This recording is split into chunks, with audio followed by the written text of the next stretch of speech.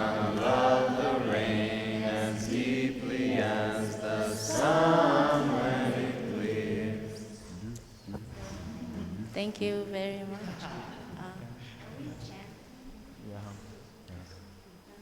So we would like to invite all of our Dharma teachers who will be on the Q&A panel to come up.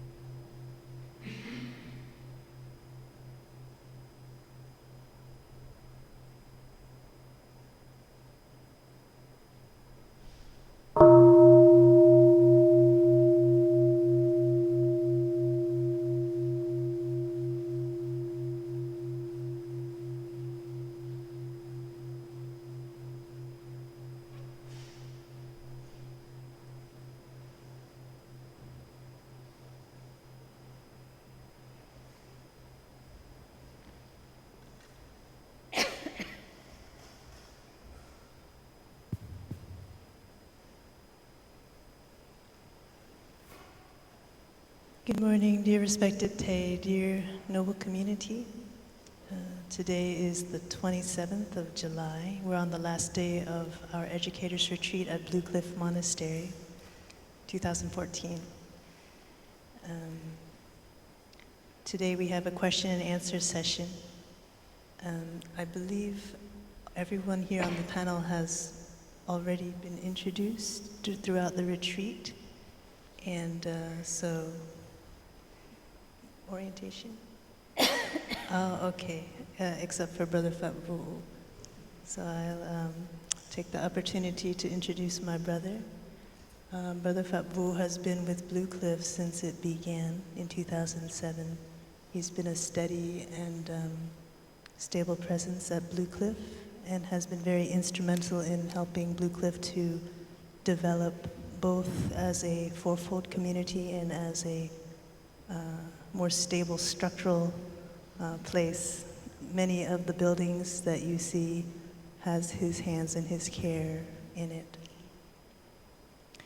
And my name is Sister True Vow, and I have also been with Blue Cliff since 2007 when it began.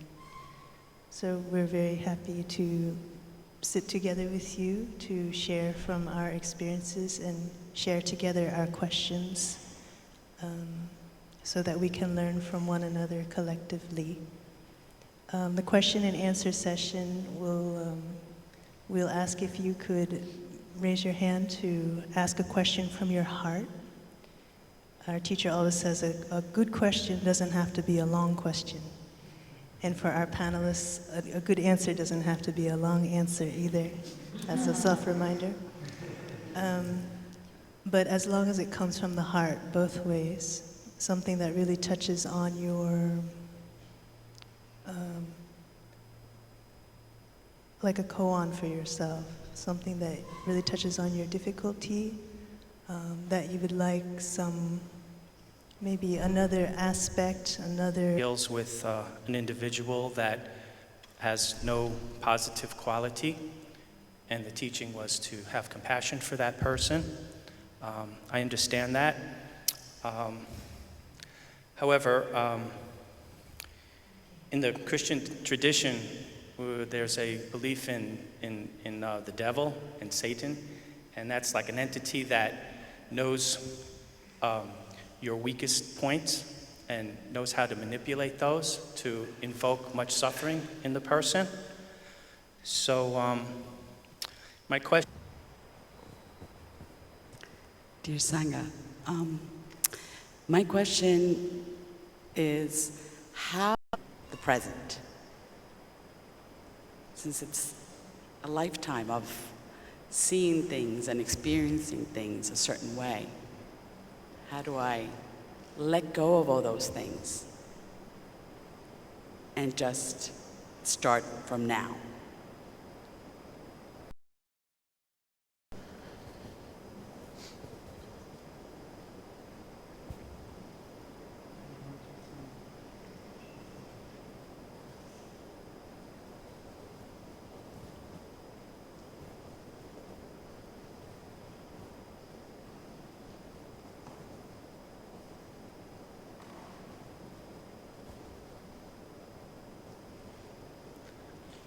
Hello, dear Sangha, dear Thai. My name's Eamon. I'm wondering, I've been here through the teacher's retreat and a little previous to that, and starting to feel some benefit. I'm wondering, how do you, if you get to and hopeful and faithful in the face of the practice, when it has, when it is purely going to a painful place, initially, it seems. Help me understand your question better. Thank you.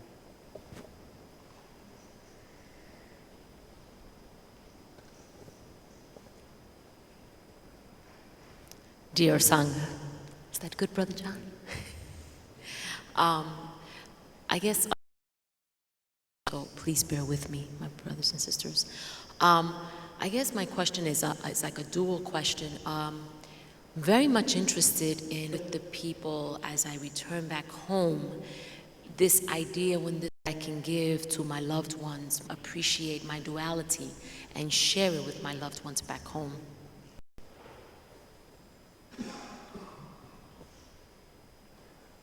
Dear Sangha, thank you for all you've taught me. I'm wondering how I can use mindfulness as I can understand, like, I listen to my heart and understand that something that someone has done has made me feel insecure, and what they're doing is really not the problem, that something inside of me is the problem, and I need to address that. But my question is, how do I use mindfulness to actually deal with insecurities that I have? So in other words, how do I grow from that? It's one thing to identify that I've been hit, I'm barking at the rock, but how do I get past that insecurity or that fear that I have that is being summoned by experiences? Does that make any sense? No? Makes sense?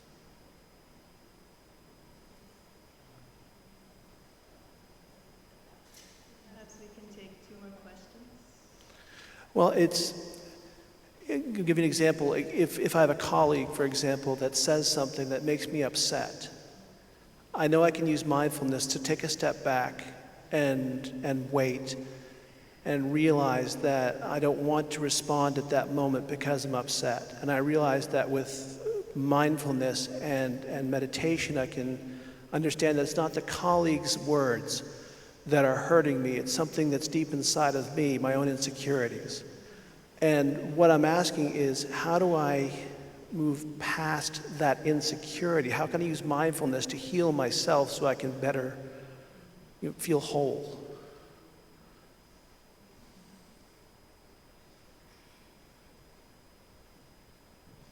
Thank you. Perhaps we can take 2 more questions.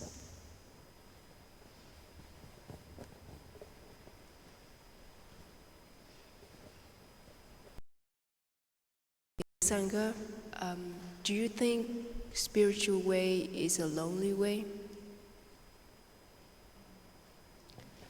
Do you think spiritual way is a lonely way?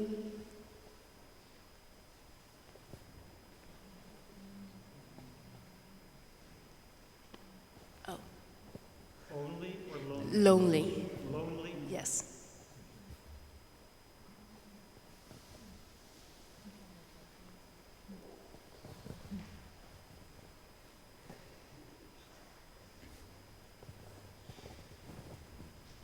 One more question.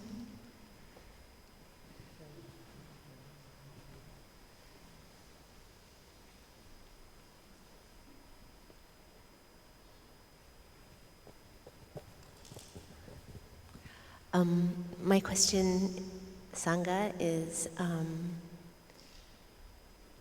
how do you deal with when people close to you choose a path of suffering and will not be dissuaded from that path? How do you practice it from your heart?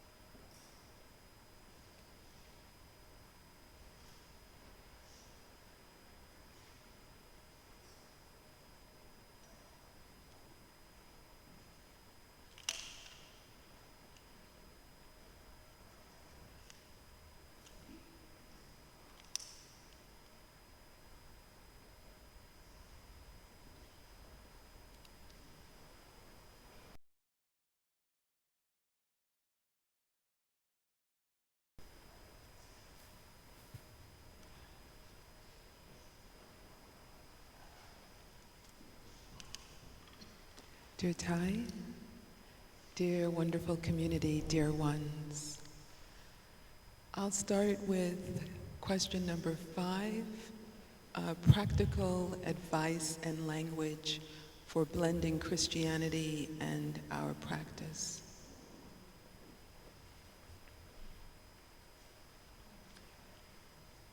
So in my own life, I am, I think, an embodiment of that question. I am a member of the Religious Society of Friends. I'm a Quaker. I teach mindfulness and retreats at a Quaker school. It's called Pendle Hill outside of Philadelphia. And I also practice Buddhism. I really consider myself a student of Buddhism.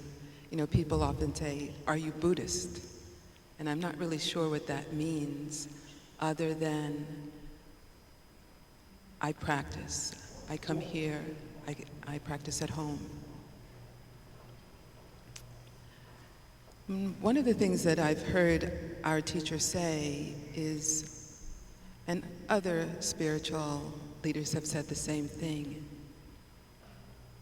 that is very important not to throw away what's been useful and what's been important to us. And so in the Christian tradition, there are many practices that are useful, that are important, that sort of form like a taproot for a tree or a plant that help nourish and support our practice. So, for example, in the Christian tradition, the practice of forgiveness, the practice of reconciliation, there are many overlaps and interconnections between the practices as a Quaker and the Buddhist practices. So, for example, one of the most important practices from the Quaker standpoint, and I think it's probably in many Christian traditions, is one of equality, that all people are equal. Nonviolence is another important practice. Speaking truthfully, listening deeply.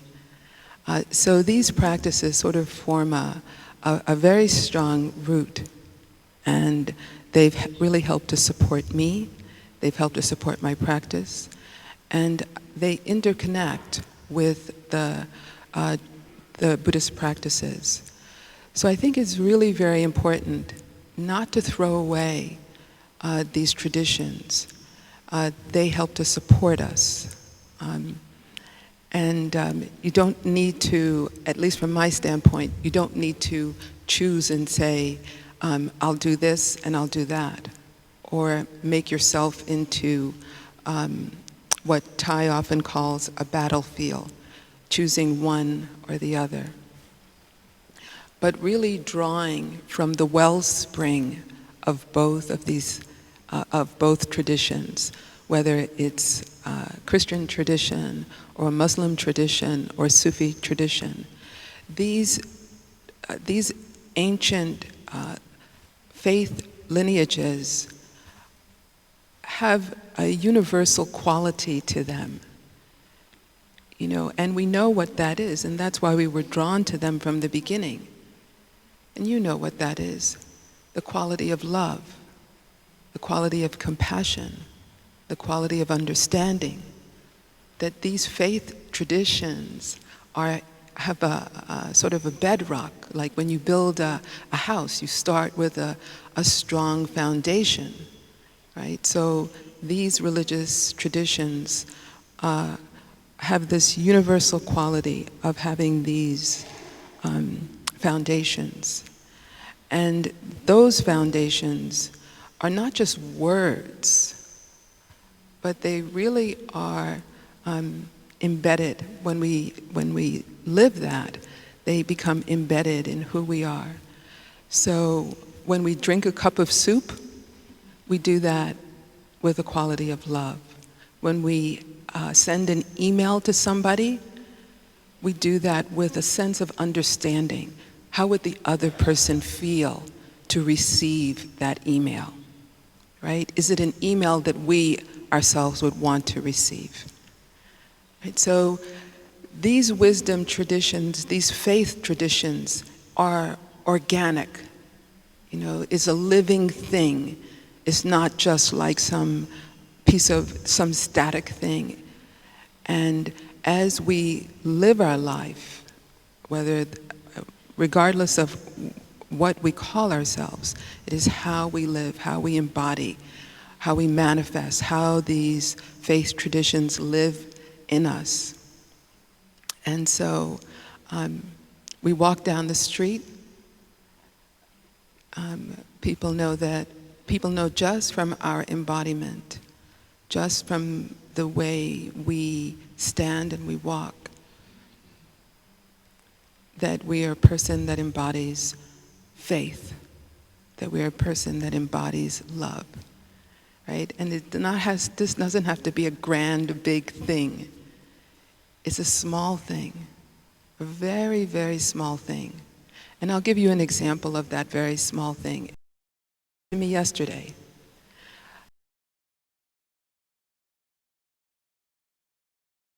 was sort of misty.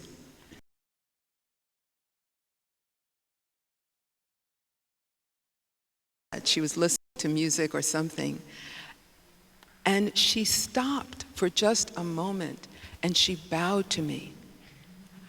And I was so touched that she, I don't know if she's a Buddhist or Christian or anything, but she embodied a practice of love and kindness, and that was manifested in her seeing me, in her being there for me. And that took a second. And I stopped for a second. I bowed back to her. I didn't know whether she's a Buddhist. She didn't know whether I was a Buddhist. But it was a manifestation of love and compassion and kindness. It took 1 second. That's what I mean, blending. Thank you for listening.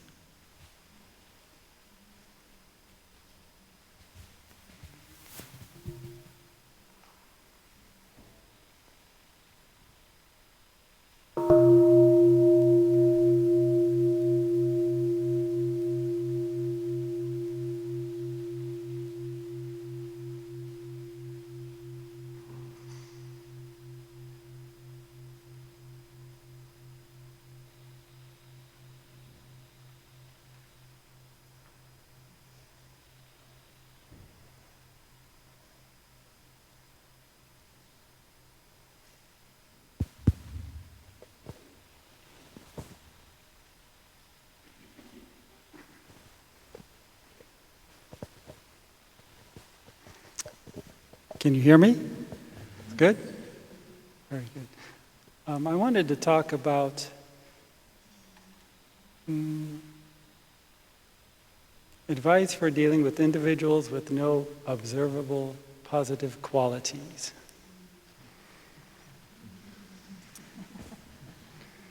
And should you attempt to communicate with them, talk with them? Are you ready for Dharma battle? Are you up for that? That's an interesting topic because on one hand we have the Bodhisattva vow, we vow to help all beings. Then again, are those people ready to be helped? What are the conditions here? In Christianity, you have Satan and Jesus. In Buddhism, you have the Buddha and Mara. And Mara was the great deceiver. Yeah, so same theme. And they're fun little stories. The little stories of Mara and the Buddha. They're sort of entertaining to read. But what is your capacity? What is your capacity? I've had some interesting conversations with fundamental evangelists in Home Depot, of all places. I'm going in there, shopping for whatever I need to shop for. And sometimes they come up to me and start giving me the holy word. And I have different responses. Sometimes I play with them a bit. Sometimes I just say thank you. It depends.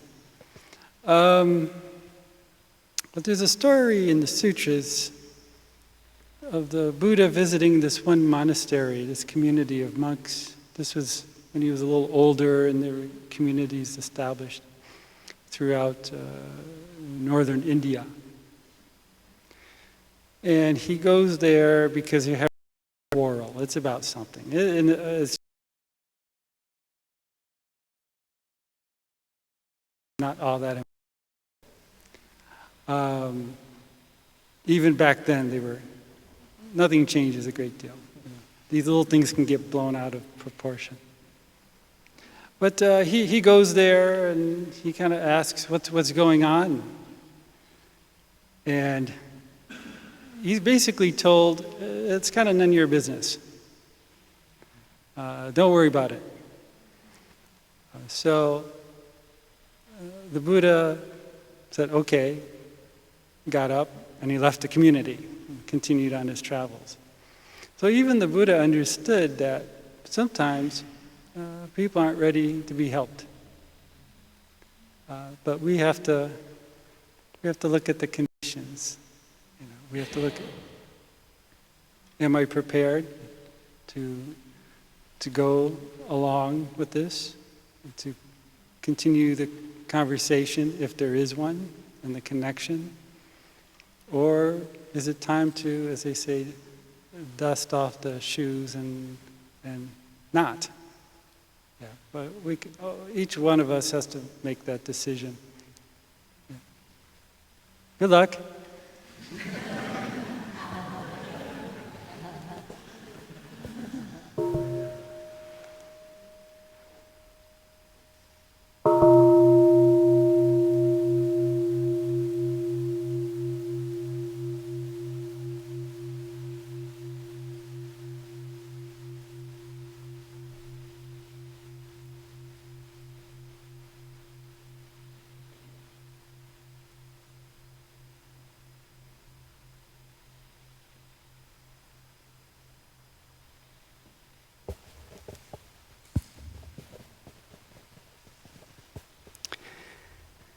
Dear Thai, dear friends, I'd like to talk about number 8, a loved one who chooses a path of suffering, and tell a story. Years ago, I was teaching a class on deep listening, and Linda was in my class. Linda was a salt of the earth, working class woman, and I got to know her through my work in the community. And there were about 15 people in the class, all kinds of over the class spectrum, nuclear physicists, some psychologists, and Linda, who was raised poor, lived in East Harlem, New York. And in the course of sharing her story, she said, I love my husband very much. Now, Sal was his name. Sal would bring Linda to class each night and kind of deliver her, drop her off. Short, very thick neck, Italian man. And so Linda says to all of us in different sharings, I love my husband very much, but I don't like what he does. It turns out he was a hitman for the mafia. So when I learned this, needless to say, when he dropped her off, I shook his hand very respectfully. Thank you very much. We'll take good care of her. And after about a year of being in the group, Linda came to me one time after class and said, Sal would like to join the class.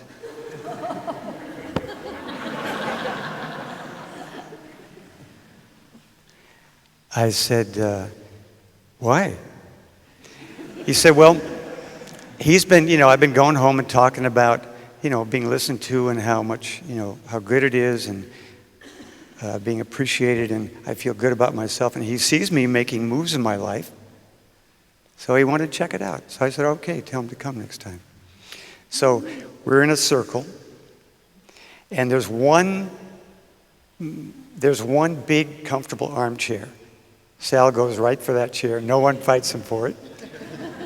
Of course, the whole class knew, right? And he takes the chair and sits it way over to the side of the room.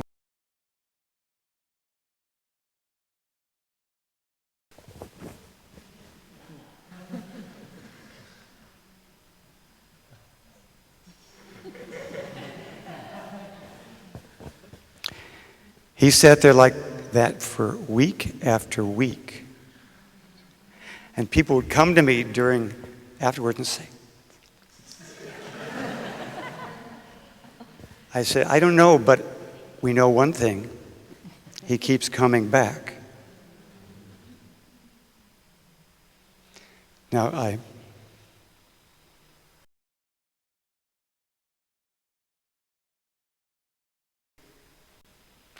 he says, I want to talk.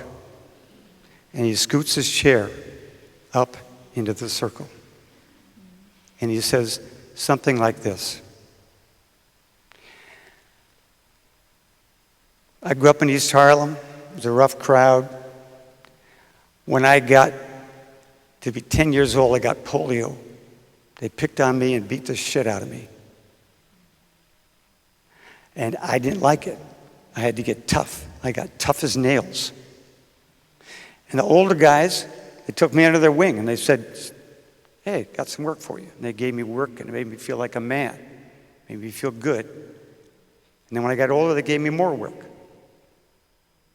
Now, Linda, we knew through Linda that he was the kind of guy that would he'd roll up in the car, roll down the window, and blast the people in the hit card. So we were all like breathless, you know. And he said, and they gave me some other stuff.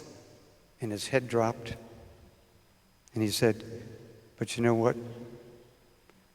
I don't want to do it no more. And of course, we were all in tears at this point. You could see the human being open up, having been trapped in there by his conditioning and wanting to come out. And the conditions, he checked it out. He took his time. It had to be the right conditions. And he said, okay. And he made his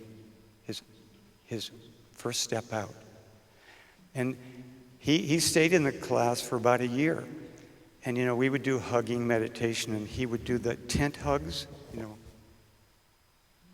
As a man, he'd just barely touch. But by the end, giggle. He would giggle. No one had ever appreciated him before. He would giggle, and then he would actually accept a full hug. And there's more to the story, but I'll stop it there just to say it takes some people a long time. And all people, I think, are looking for the right conditions to show up.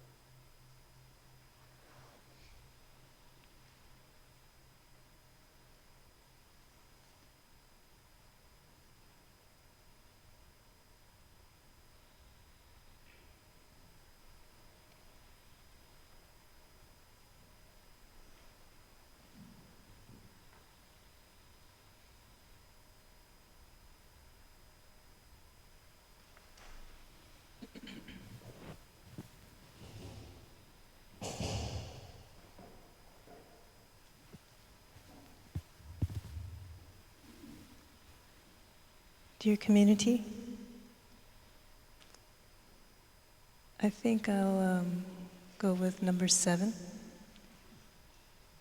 Do you think the spiritual way is a lonely way?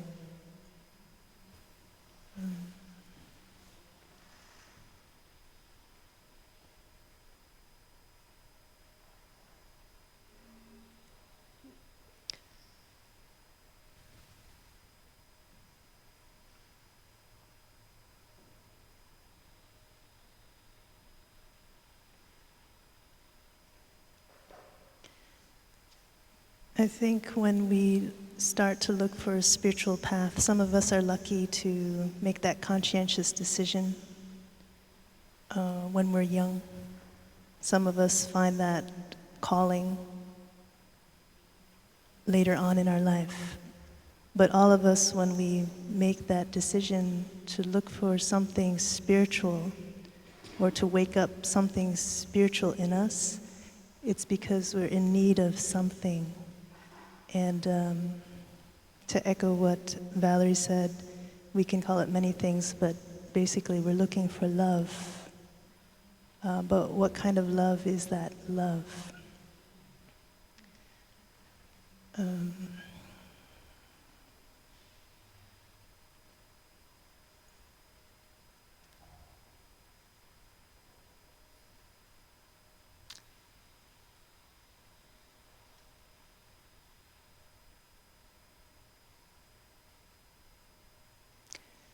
Growing up, I remember having really no need for anything material. I had enough things to satisfy me materially. But what I was in lack of was a way of understanding myself and a way of understanding the world around me. And I was looking for that connection.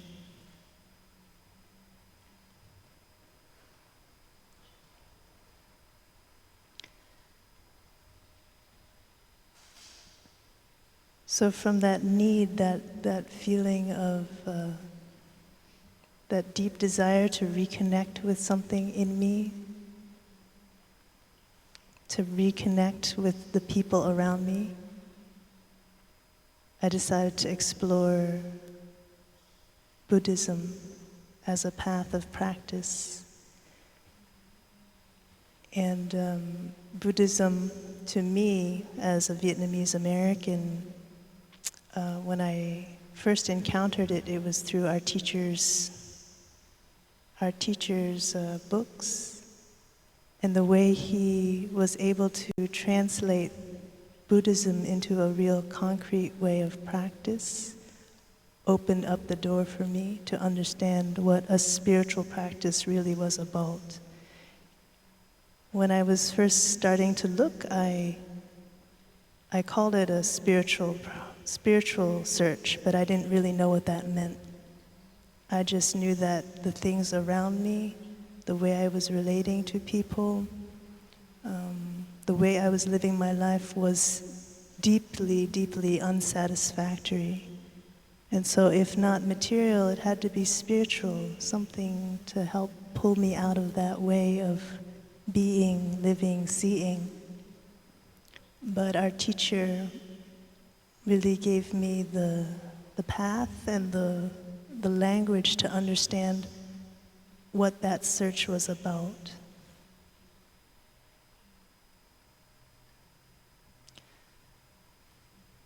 So now we live in a community, and as we begin our spiritual life with mindfulness practice, we can touch things that are quite mundane. And in fact, we are encouraged to not push aside those things that are mundane, but to actively include that in our spiritual practice. So if we're looking for something that is something to avoid what we've been touching before, then the spiritual path can be very lonely, because it just continues to disconnect you from who and what you are, where you are. So I think the intention when we conscientiously take up a practice, a way of life, and call it a spiritual practice, it's very important that we're clear with our intention. And as a Sangha, our bedrock is mindfulness, concentration, and insight, is to see deeply into the reality so that we can be in harmony with the reality that we are a part of. It's not to escape. So with the intention of understanding more deeply whatever is in front of us, whether it's mundane or extraordinary, whether it's the way we relate to our sister or the way we relate to our complexes.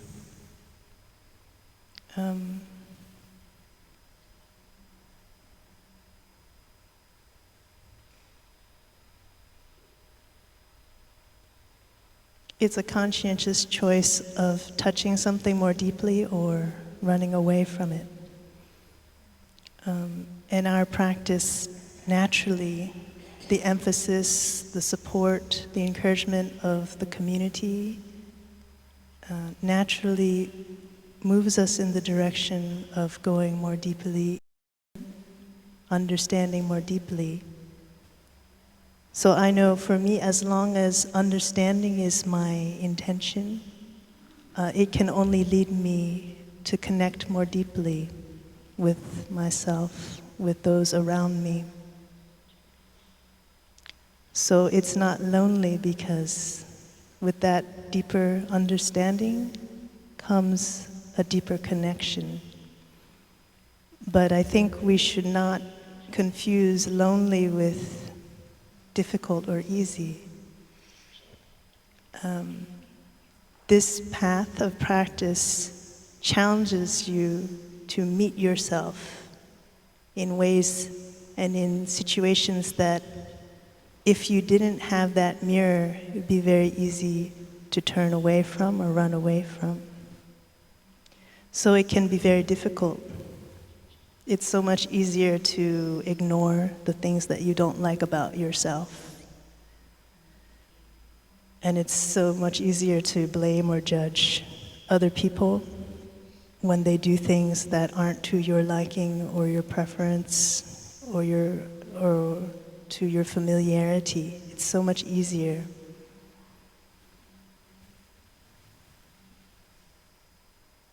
So I think when I touch that feeling of loneliness in my daily life, it's when I've dipped into that space, that habit energy of doing things alone, of doing things just for my benefit, of practicing just for my benefit.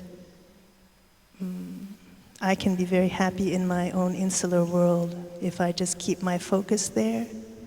But if I give rise to the awareness of my deeper intention to practice for not just my benefit, but for the benefit of my family, my community, my Sangha, and all beings, then it pushes me out of that comfort zone just to stay comfortable at the expense of other people's discomfort. So in short, the spiritual path is one that challenges you to open up, reconnect. So it can never be called lonely in that way. But you can touch that loneliness when you touch difficulties and don't know how to translate those difficulties into a different, to see it as an opportunity. One of my sisters shared with me that as she's practiced over the years, I asked her, does she feel, does it get easier over time? And she shared with me that actually the more she practices, the more challenges she feels comes up. So it reminds me of that onion analogy that someone gave the other day, that you keep on peeling and you keep on unfurling yourself and discovering deeper and deeper, subtler and subtler habit energies that if you're up for it, you will continue to tackle, to transform. So I don't know if it does get easier or not, because I'm also continuing on this path, just like everyone else. And I know I meet up with a lot of difficulties every day. I don't know if that's actually an answerable question, but what I do know is that it has, the spiritual path has helped me to deepen my connection with my inner and outer world.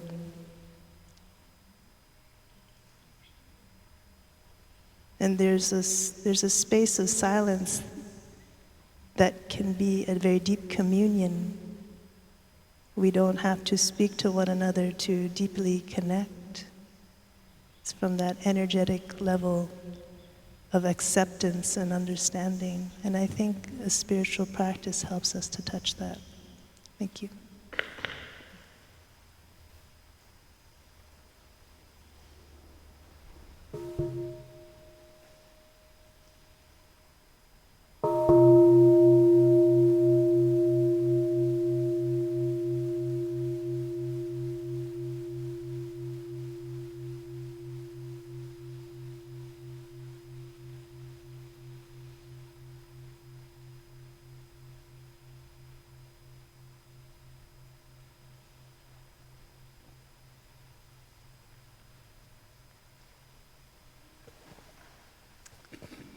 Dear Ty, dear friends, I'd like to talk a little about number 4, how to stay hopeful when the practice touches painful places. Whose is that? Okay, very good. There's something we don't talk about very much that's in Buddhism, and that is faith. Okay, faith. There is an element of faith in Buddhism.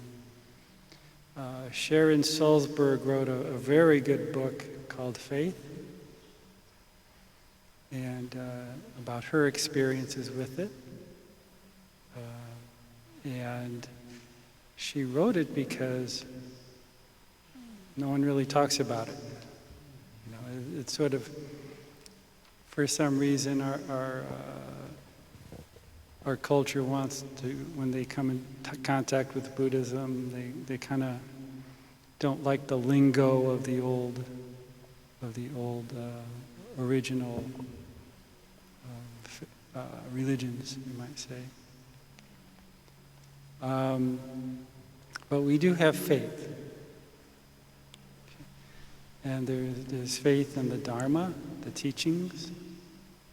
There's faith in the Buddha as a teacher, and there's faith in the Sangha. Now Sharon, she took it a little further. Faith in one's own deep, innermost, intrinsic nature, which I interpret it as a Buddha nature, that capacity to be Buddha.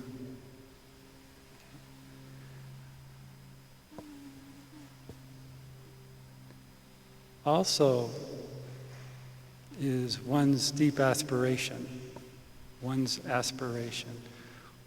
What do you want for your life? Okay. Now, aspirations, there really are potential as human beings. You might say aspirations are human potentials. So when I look at my life and I look at aspiration in my life, I'm really asking, well, what is my potential here? When people come to the monastery, they come with some aspiration. They say, oh, maybe I like to be a monk. That's my aspiration. Or I like to practice in the community. That's my aspiration. And I say, that's not enough. You can do that. It's easy. Okay, so you do that, then no more aspiration. It's done.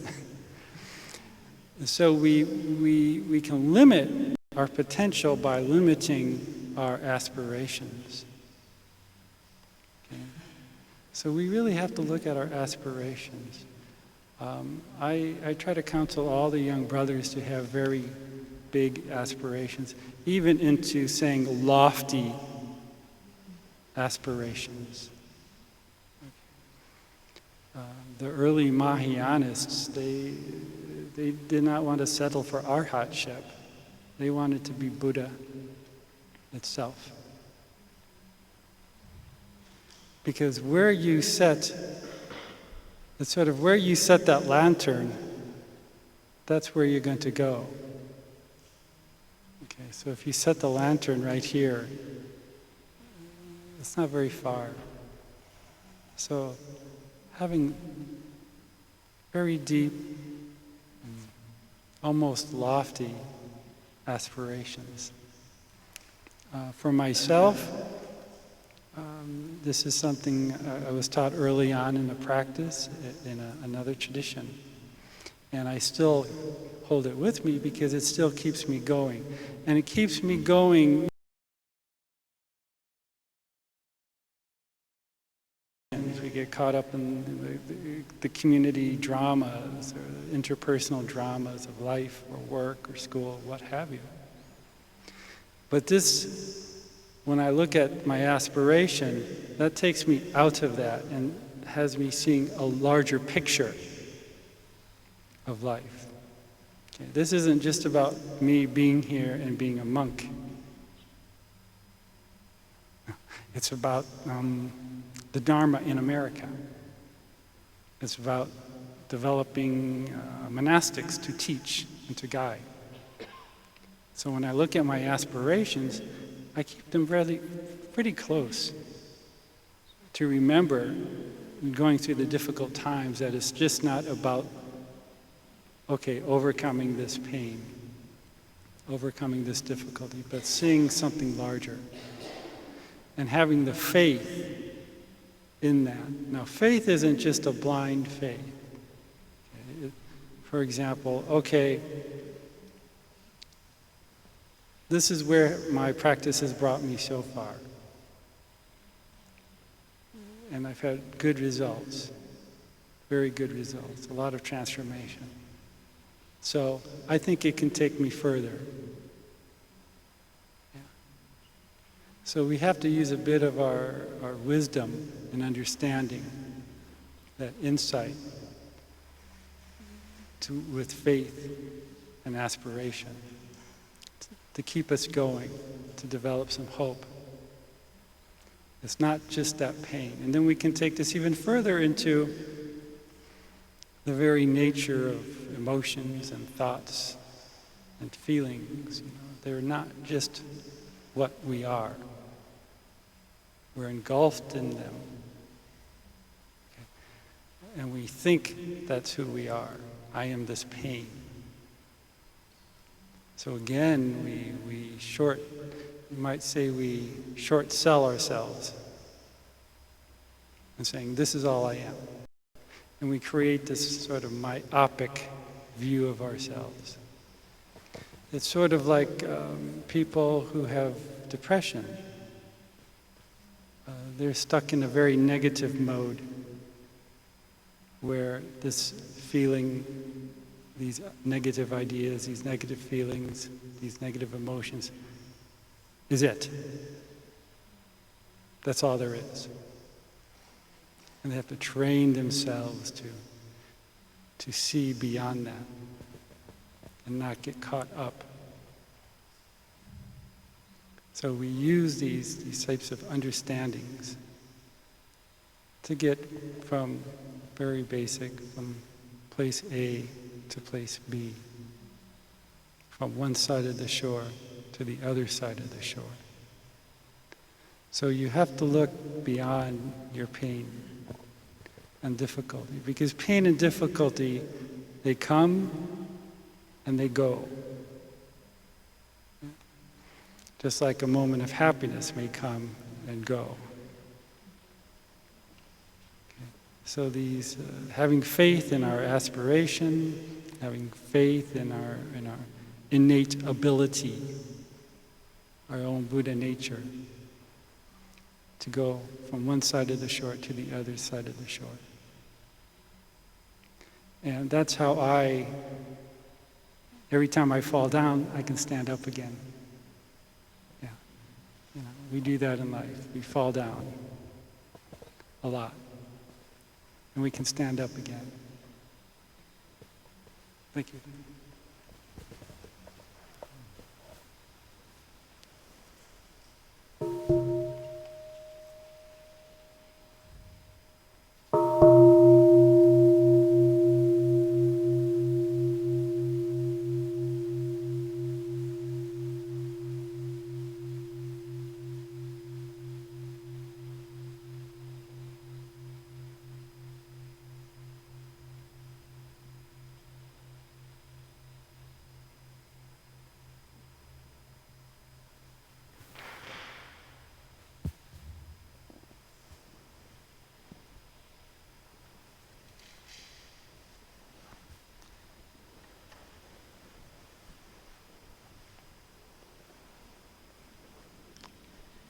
Dear Thai, dear community, dear ones, I would like to respond to question 3, advice on establishing a Sangha.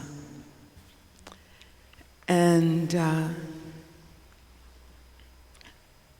best way I can respond to that is with 2 stories, short, very short, and share some of my experience. So first of all, I live in a very small village. It's called New Hope, and it's between Manhattan and Philadelphia. The village has about 2,000 people.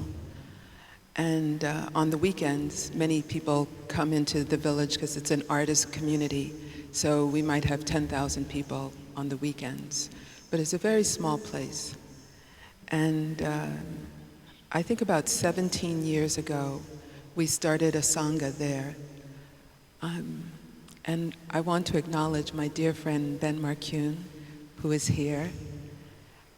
And I still recall that day when we sat in our zendo on the floor with telephone books and thinking, where are we going to find a place where we can sit and be a community together, because the place that we were meeting, we couldn't stay there any longer. That day is still in my mind quite fresh. And so many things happened, and of course with a Sangha, people come and go. Life happens. There are births, there are deaths, there are divorces, there's everything that happens, because it's people.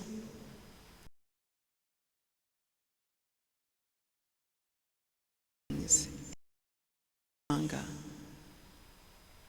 And the first is really what Phap Vu said. The first and most important thing is an aspiration, to have a deep aspiration to want to help other people. Now this came very alive for me just the other day. I was reading an article in the New York Times about a young man. His name is Manu Prakash, and he is a biophysicist. He's 35 years old, and he had an aspiration. His deep aspiration was to eliminate malaria, right? To eliminate malaria and to allow many of the developing countries of the world to have access to scientific instruments like a microscope on a very, very low cost. So this young biophysicist, who was featured in the New York Times recently, experimented with folding origami paper, and he created a 3D telescope out of origami paper that is now marketed all over the world. It's called the Foldscope. And it began with an aspiration by this young man, this young scientist. So the aspiration is very, very important. The second thing that I think is really important is to have a beginning, to begin. A Sangha is better than no Sangha. An imperfect Sangha is better than no Sangha. You know human nature. We procrastinate. We wait until it's just right, until all the T's are crossed, all the I's are dotted, till we have every single thing in place. And often that day doesn't come because life is imperfect. And this is just the nature of things. So it's very important to make a beginning, to start, to gather like-minded people together who want to share the practice, who want to help other people, and just begin. In our Sangha, we have supported Vietnamese children with the Hungry Children program. We had a prison Sangha, we had a newsletter, we have potluck dinners. So we do many different things that support and build community, builds love within the community. So the little story about a beginning. This story comes from Connemara, Ireland, and is from the very famous poet, Irish poet, John O'Donoghue. And his book, I think it's called Bless the Space Between Us. But in the book he says, there are two men in a village, and one man, the younger man, has just dug up all the sod in front of his house. And an older man, the younger man, well, it looks like you've done it all. You've gotten so much done. And the younger man said, what are you talking about? I just began. I only dug up the sod. And the old man very wisely said, yes, but you did the most important thing. You began. And a beginning is the hardest thing to do. And so what I would say in terms of establishing a Sangha, begin.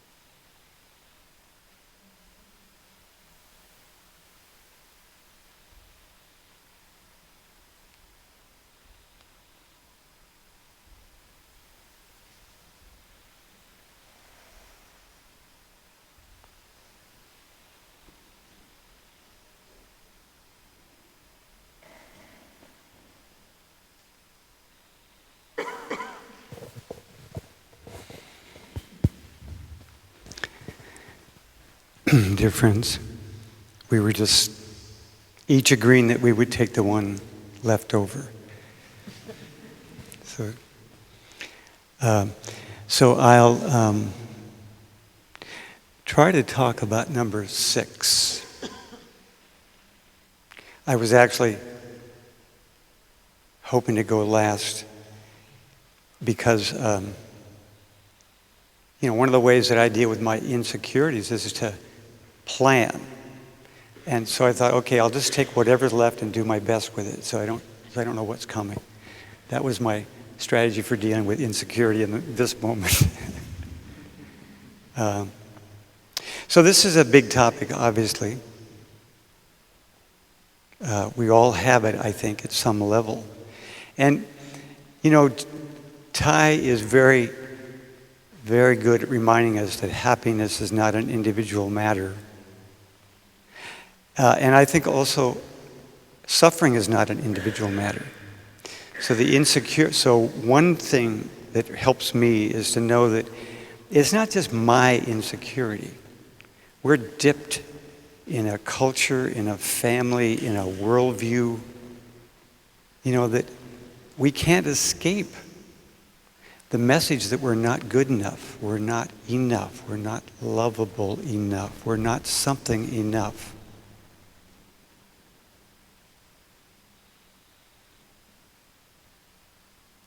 And it's not our fault. No baby comes into the world, I don't think, feeling sorry for itself.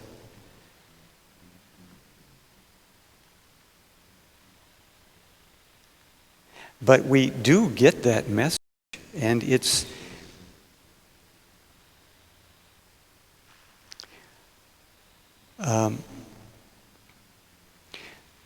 so I think one of the spiritual journeys is to come to know and trust ourselves as we are.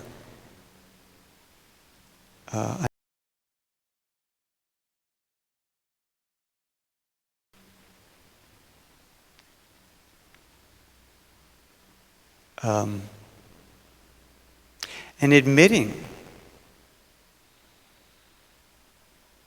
to myself when I feel insecure, and admitting to someone else in a safe context, you know, I feel like I don't know what I'm doing here.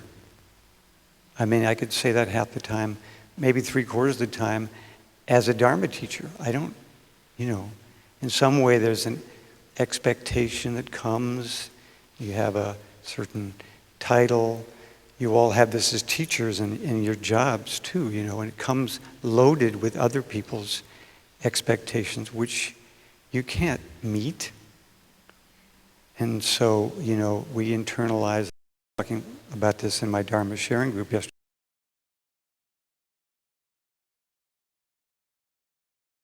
Our best, and we fail.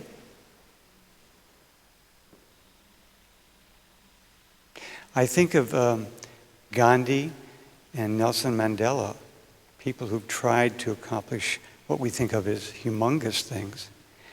Just think how they must have felt. You know, Gandhi struggled for decades, and then at the end of liberation time, a big war broke out between the religious groups. Must have been heartbreaking for him in some way, but he had a spiritual practice that kept him, you know, clear. Or Nelson Mandela watching his country go south after 27 years in prison and the struggle of the people. So there's a collective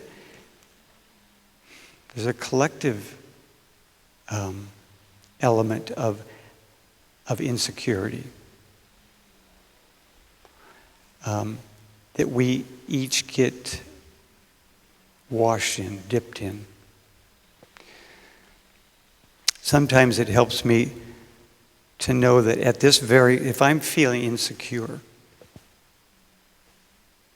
it helps me to know, I wonder how many millions of other people right now on the earth are feeling insecure. I've got company. It's not a fatal flaw. It's not something that's like just about me. It's not me, really. So that's one thing, just to remember the collective. The other, of course, is to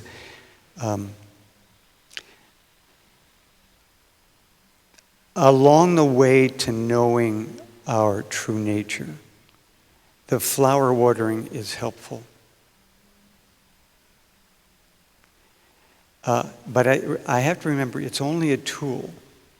So turning metta towards myself, loving kindness towards myself. I'm a good person. I'm worthwhile. I deserve love. I am love. People love me. All those things are useful as tools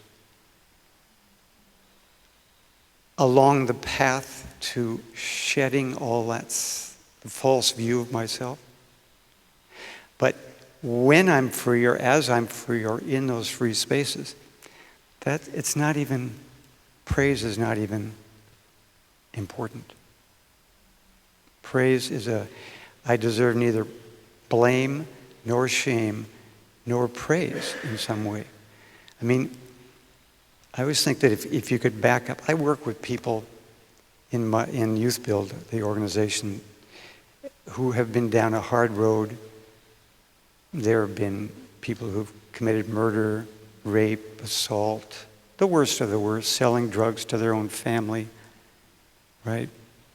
And it's like the mafia hitman. I mean, they're waiting for the right conditions. And if we can back up far enough, get a big enough view, I think we'd be able to see why any person did anything at any one moment. And of course, they did the best they could at that time. And so deserve neither praise, and neither blame nor shame. That makes sense? But, and just to close this out, when I've worked on this myself, I realized, so I've done a lot of work, even in the recent months, I'm saying to myself, I've done the best I can at every moment. I deserve neither blame nor shame. Then I thought of my son who's struggling, and then my daughter's trying to get pregnant, and then all the people in Youth Build who are struggling, and they've done the best they can.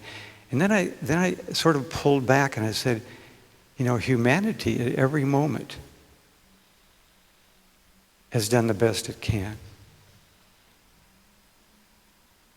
If it could have done differently, it would have. All the things which we from our, you know, the Holocaust, slavery, all those things in some way, if you could stand back far enough, you could see why it happened. And so it opened up tremendous tenderness for humankind and its history and its struggles to come home. To know, and I know there isn't, and it's not a, you know what I mean? There's not a humanity, I'm sorry, but there's a sense of what I think you know what I'm talking about. So great compassion for everything, every people's, every age in history.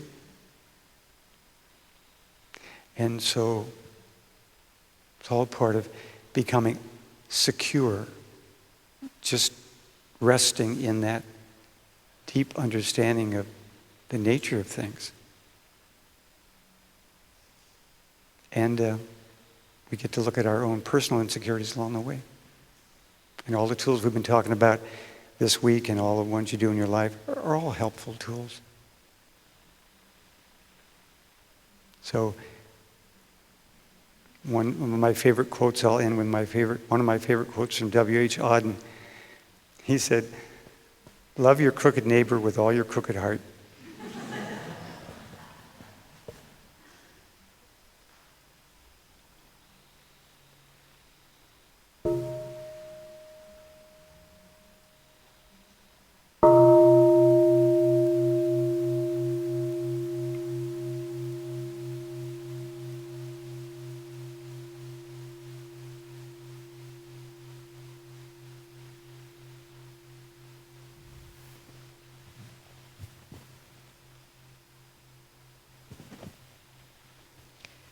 Dear Sangha, I wanted to check number 2, the question, how do I let go of a lifetime of experiences and observations? Does that question, as written, reflect what you were asking?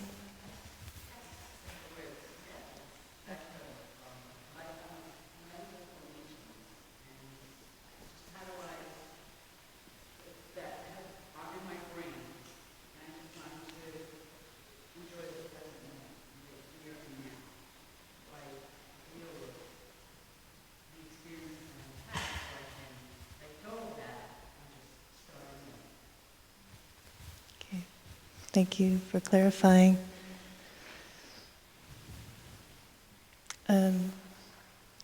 how do I let go of a lifetime of experiences and observations? I guess the short answer to that is to be mindful in the moment. But to unpack that, it's not to say that glibly, but to really take that to heart. When we are mindful from moment to moment, it means we give ourselves some very essential conditions to break free of our habit energies of thinking and feeling. And two of those, right off the bat, are space and time. So we start with the intention to give ourselves a new window into our life by setting aside some quality space, some quality time to allow mindfulness practice to take root. So mindfulness practice, for me, that means to conscientiously give rise to the awareness of what is inside and around me. There are things going on in my daily life, community life,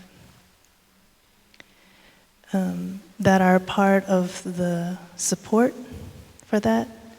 And there are things that actually detract from that, you can call those the challenges.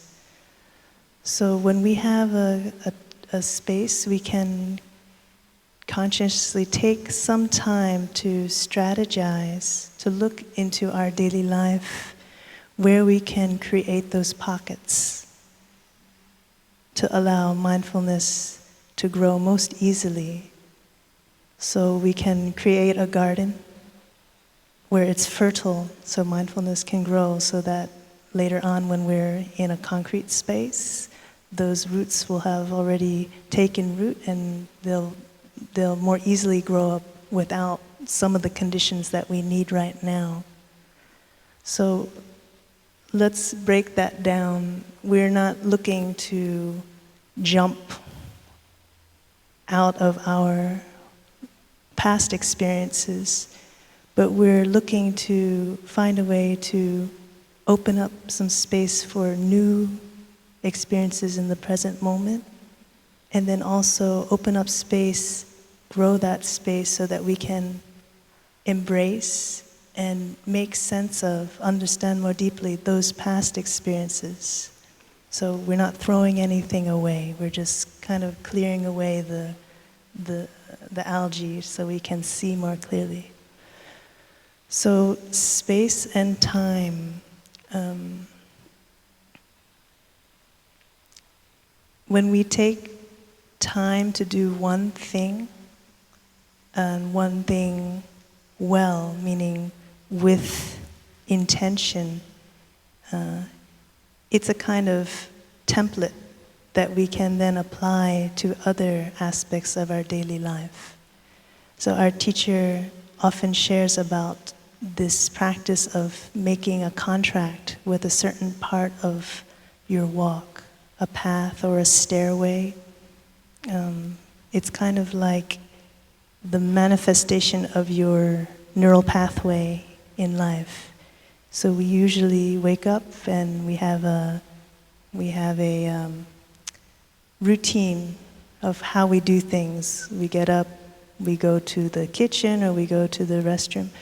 But what makes it different, how we can start to break away from the routine, unmindful way of living, is to set the intention to bring that space into a space of practice.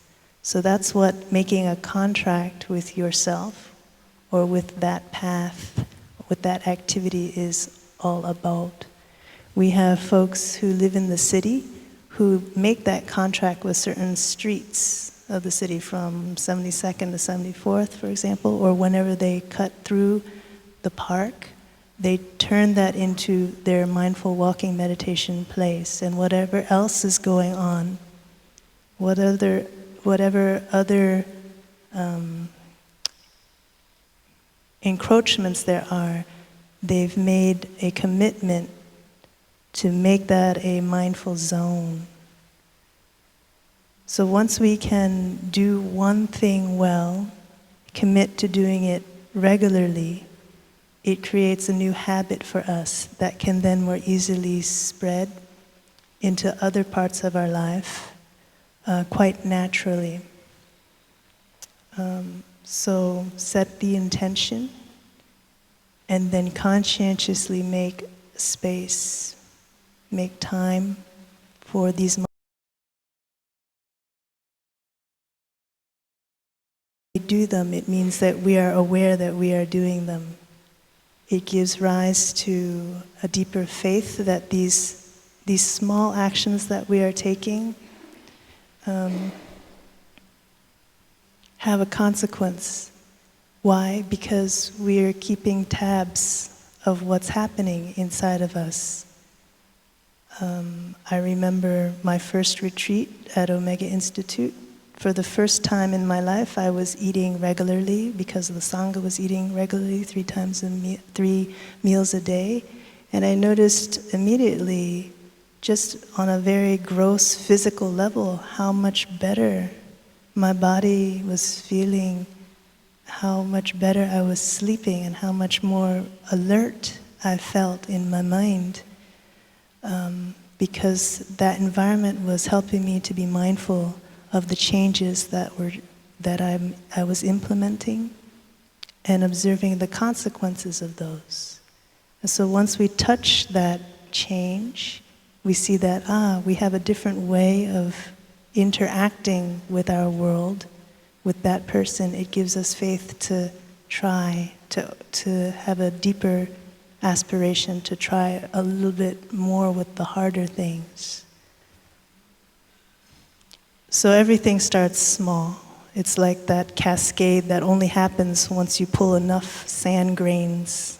It starts with the small, and you never know what sand grain, which number sand grain it will be when everything starts to go your way, come into alignment. But we can't get to that cascade until we do the small steps and not underestimate the small steps. So a contract, space, give space, and invest quality time, one thing at a time. It will open up, it'll break open our habit energies slowly but surely. Thank you.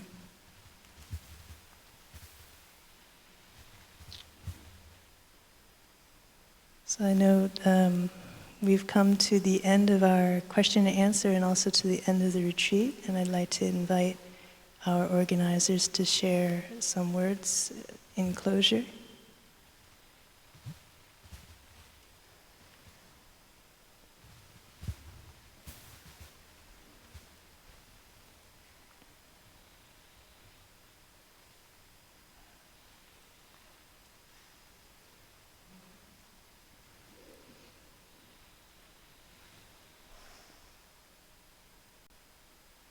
Dear Thai, dear beloved community, dear ones,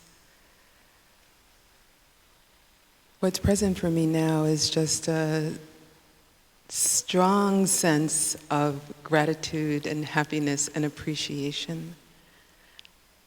John? Oh, I'm sorry. What's present for me right now is a strong sense of gratitude, of happiness, of appreciation.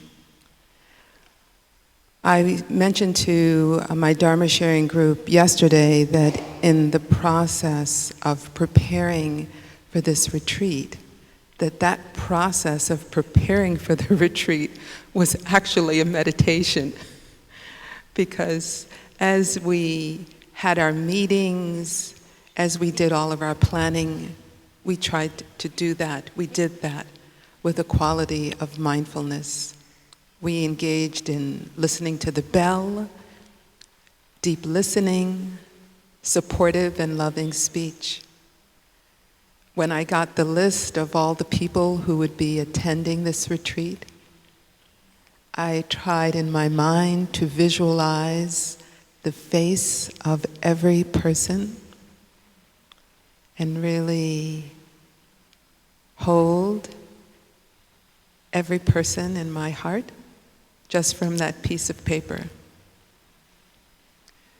So it has been a great honor and a great, great privilege for me to share this with the community. I thank you for being part of this first offering, our first Educators Retreat here. And please support Blue Cliff. Please come back. This is your home now. So thank you for coming, for being here, for supporting us.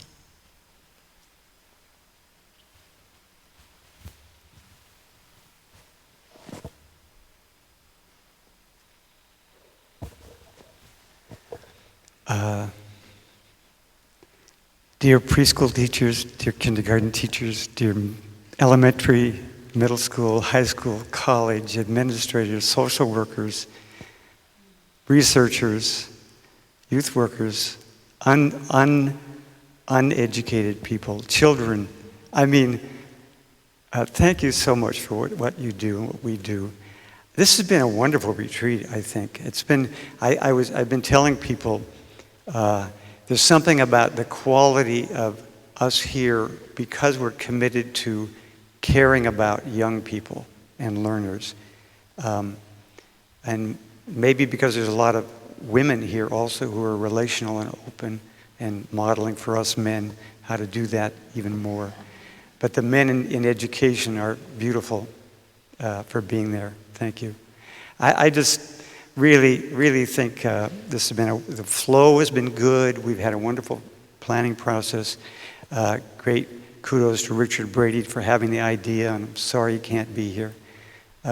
Sister Lanyim would you raise your hand? She is the monastic behind the scenes. She's a quiet leader who doesn't like up front, but she was our monastic counterpart, and just made sure everything flowed beautifully here. So thank you so much. And thank you also. See, he was so behind the scenes I didn't even know.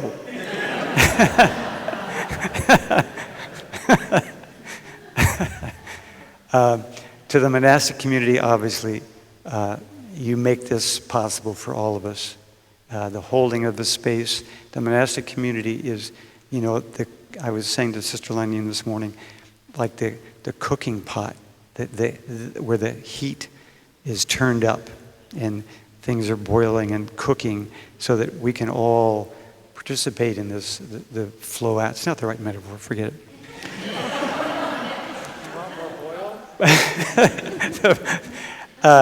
I do want to say just two short things about our work as educators. Number one, mindfulness, we know, is much more than using a bell or teaching certain exercises. It's really what we've been we've been saying throughout. It's embodying it, and it's also not just exercises. It's the way we communicate to students. It's the respect we show. It's the culture we set up in the classroom and in the school. It's very, very broad. And so I urge us not to narrow what we think of as mindfulness in education, but to actually broaden it, naturalize it, use words that communicate to the audience we're with, not from a Buddhist language, unless that's appropriate. Second thing is, coming back to this practice, I do believe that educators are in a critical, permeation spot in society. That what we're learning to do with ourselves and how we're learning to translate that into our educational settings is revolutionary. It's transformative and it has a huge future, and we can do it more and more and more effectively. And I just think of the ripples that go out from your work, so have at it, as Valerie likes to say. Off you go. Thank you very much.